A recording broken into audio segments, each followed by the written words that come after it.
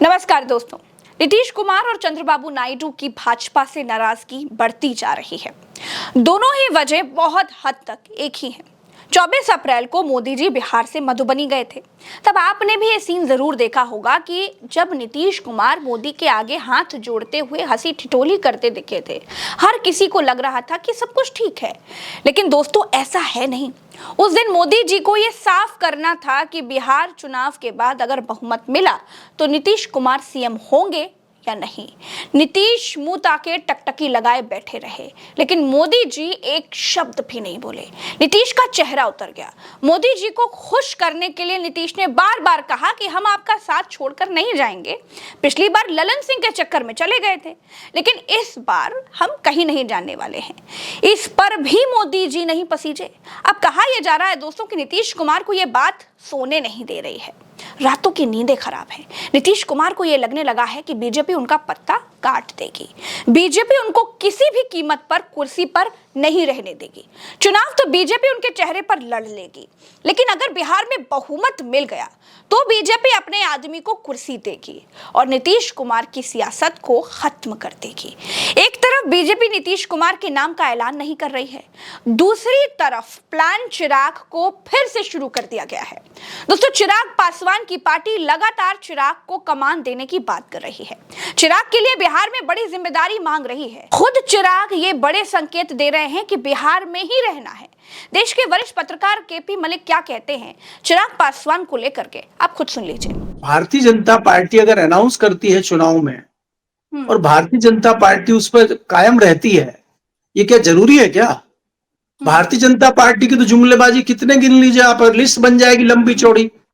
तो वो जुमलेबाजी कर देंगे पहले कि भाई अगर हमारी सरकार बनती है तो चिराग पासवान मुख्यमंत्री बनेंगे, और बाद में कह देंगे भाई ये नहीं बन पा रहे हैं, इनके पास इतने नंबर नहीं है, इनका ये कुछ भी बहाना मार के नहीं नहीं ये तो चिराग पासवान तो दिल्ली में थे, वहां से इस्तीफा दे के आए थे, ये तो राष्ट्रीय नेता हैं और ये तो पूरे भारत पर राज करने के लिए बने, कहां इनको बिहार में फंसा रहे हो, इनको फिर लाके दिल्ली में पशुधन मंत्री बना दो और फिर बिहार की जो है सत्ता अपने किसी भाजपा के रबर स्टैंप को दे दो। तो भारतीय जनता पार्टी क्यों नहीं कर सकती? अगर चिराग पासवान खुद ही ये कह देंगे कि मैं अपने मतदाताओं के, अपने लोगों के हितों के लिए देश की राजनीति करूंगा, मुझे बिहार की राजनीति में फंस के नहीं रह जाना है, तो कौन रोकेगा उनको? क्या पता स्क्रिप्ट लिख के पहले ही दे दियो। ये भारतीय जनता पार्टी की रणनीति है, ये किसी छोटी मोटी पार्टी की रणनीति नहीं है। यहाँ पे सब रणनीति के तहत होता है और वो शाम दाम दंड भेद की रणनीति चलती है।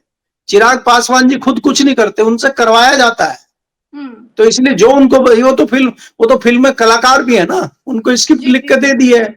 अब जैसे स्क्रिप्ट लिख के दे दोगे ऐसे पढ़ देंगे और ऐसे ही वो एक्शन कर देंगे, ऐसे ही वो एक्टिंग कर देंगे। अब ये बात तो हो गई नीतीश बाबू और उनकी नाराजगी की, लेकिन नायडू साहब भी कुछ कम खफा नहीं है। चंद्रबाबू नायडू के सामने मुश्किल ये है कि वो पहले से ही परिसीमन और भाषाओं के मसले पर जबरदस्त घिरे हुए हैं और उनकी मजबूरी है कि वो दक्षिण के राज्यों और वहां के नेताओं का साथ दे।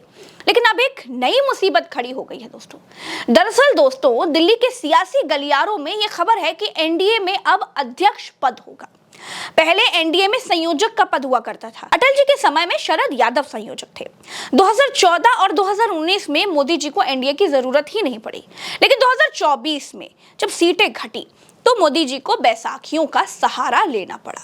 अब कहा यह जा रहा है कि एनडीए के दलों में संवाद और समन्वय की बड़ी कमी आ गई है। कई जगह खटपट की खबरें आती रही हैं, चाहे बिहार हो, महाराष्ट्र हो या फिर उत्तर प्रदेश। इसीलिए दिल्ली से लेकर देश के उन राज्यों में जहां जहां बीजेपी सहयोगियों के साथ सरकार में है, वहां एनडीए का संगठन खड़ा किया जाएगा। बीजेपी अमित शाह को एनडीए का अध्यक्ष बनाना चाहती है और ये नाम नायडू को नागवार गुजर रहा है। नायडू का कहना है कि जब रक्षा मंत्री, विदेश मंत्री, वित्त मंत्री, गृह मंत्री जैसे मंत्रालय और लोकसभा स्पीकर तक की कुर्सी तक बीजेपी ने अपने पास रखी है, तो कम से कम एनडीए में अध्यक्ष की कुर्सी तो हमको मिलनी चाहिए, क्योंकि टीडीपी ही बीजेपी की सबसे बड़ी सहयोगी पार्टी है, 16 सांसद है। लेकिन दोस्तों, आप जानते हैं कि मोदी और शाह जी की जो जोड़ी है वो नायडू को इतनी महत्वपूर्ण जिम्मेदारी कभी देगी नहीं, और नायडू है कि इसी कुर्सी के लिए अड़े पड़े हुए हैं। अब इस बार नायडू अपनी बात मनवा पाएंगे या नहीं, ये देखना होगा। कुल मिलाकर नीतीश हो या नायडू, दोनों ही खफा है। नीतीश को बिहार में अपनी कुर्सी सुरक्षित करनी है और नायडू को एनडीए में सबसे ऊंची वाली कुर्सी चाहिए। लेकिन ये दोनों ही बातें बीजेपी मानने को तैयार नहीं दिख रही है। अब अपने दोनों रूठे हुए साथियों को बीजेपी कैसे मनाएगी, ये तो बीजेपी ही जाने। फिलहाल मेरे साथ इस वीडियो में इतना ही। चैनल को सब्सक्राइब कीजिएगा, हमारे साथ बने रहिए, जुड़े रहिए। नमस्कार।